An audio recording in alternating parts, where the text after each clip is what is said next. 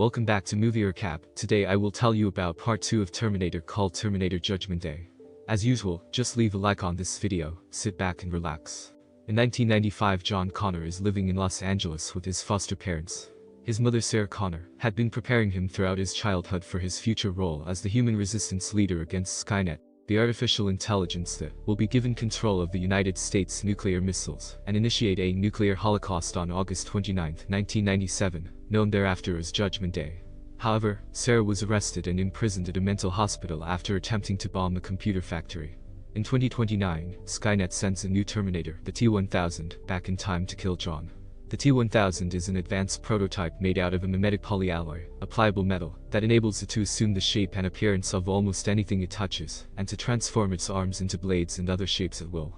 The T-1000 arrives, kills a police officer, and assumes his identity. He also uses the police computer to track down John. Meanwhile, the future John Connor has sent back a reprogrammed Model 101 Terminator to protect his younger self. The Terminator and the T-1000 converge on John in a shopping mall, and a chase ensues, after which John and the Terminator escape together on a motorcycle. Fearing that the T-1000 will kill Sarah in order to get to him, John orders the Terminator to help free her, after discovering that the Terminator must follow his orders. They encounter Sarah as she is escaping from the hospital, although she is initially reluctant to trust the Model 101. After the trio escape from the T-1000 in a police car, the Terminator informs John and Sarah about Skynet's history. Sarah learns that the man most directly responsible for Skynet's creation is Miles Dyson, a Cyberdyne systems engineer working on a revolutionary new microprocessor that will form the basis for Skynet.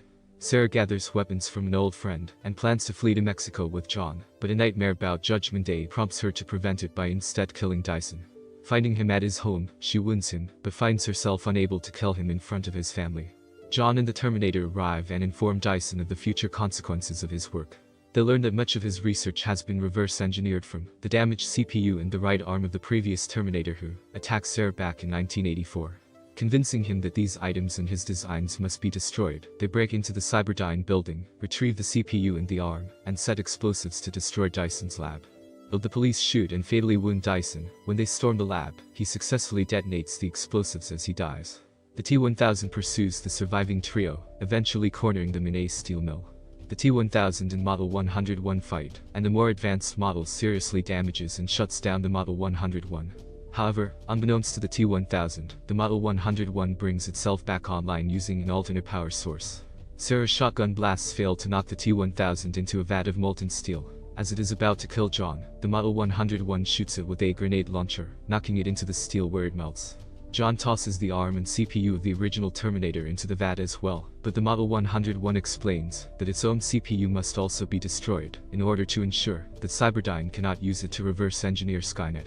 Acting against John's tearful pleas and orders, the Model 101 says goodbye, has Sarah lower it into the vat, because it cannot act to destroy itself, and gives a final thumbs up before submerging. Sarah drives down a highway at night with John, reflecting on her renewed hope for the future based on the Model 101's actions. Thanks for watching. You can check out my other movies here.